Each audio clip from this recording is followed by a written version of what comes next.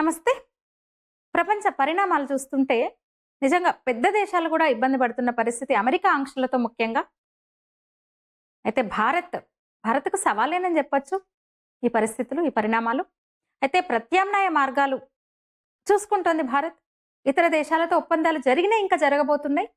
అంటే అమెరికాకు ఎగుమతులు తగ్గిస్తూ ఇతర దేశాలకు, అంటే అక్కడ తగ్గిన ఎగుమతులను ఇతర దేశాలకు పెంచుకునే మార్గాలు అన్వేషిస్తోంది. ఆ ప్రెషర్‌ను తగ్గించుకునే చర్యలకు దిగింది భారత ప్రభుత్వం ఎప్పటినుంచో.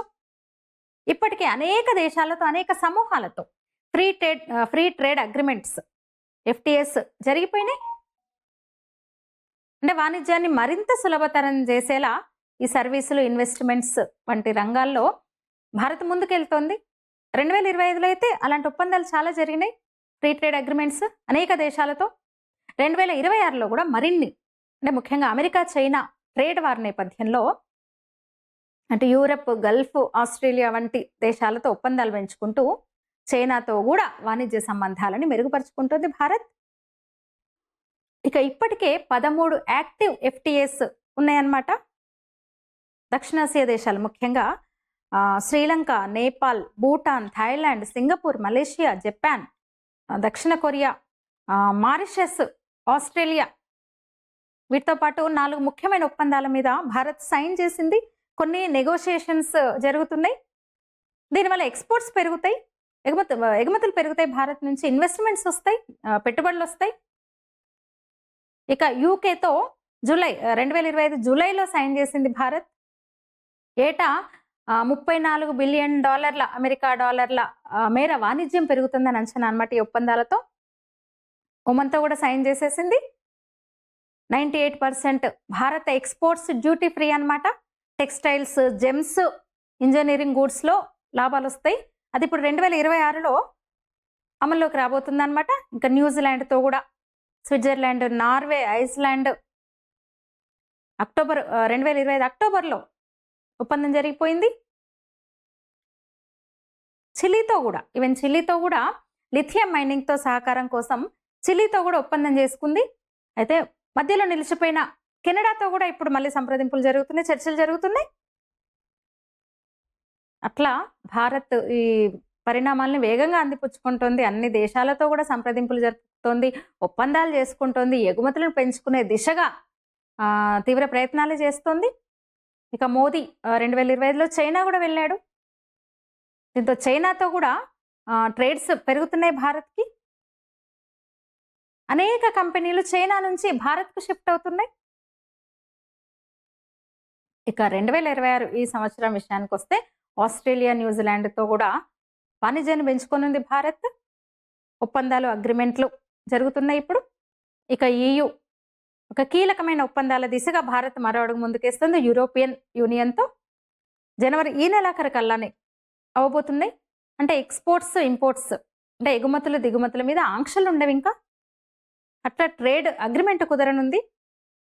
మరేంటి ఈ టైంలో నిజంగా క్లిష్ట పరిస్థితే సవాళ్ళే.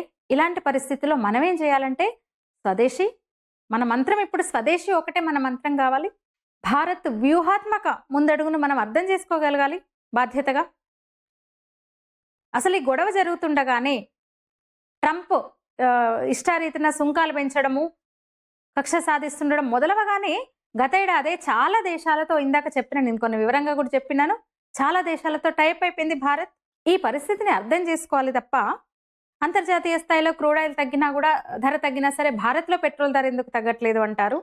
అయితే పెట్రోల్ ధర తగ్గడానికి క్రూడ్ ధర తగ్గితే చాలదు, డాలర్గా పెరగాలి, మనకి ఎక్స్చేంజ్ రేట్ తగ్గాలి.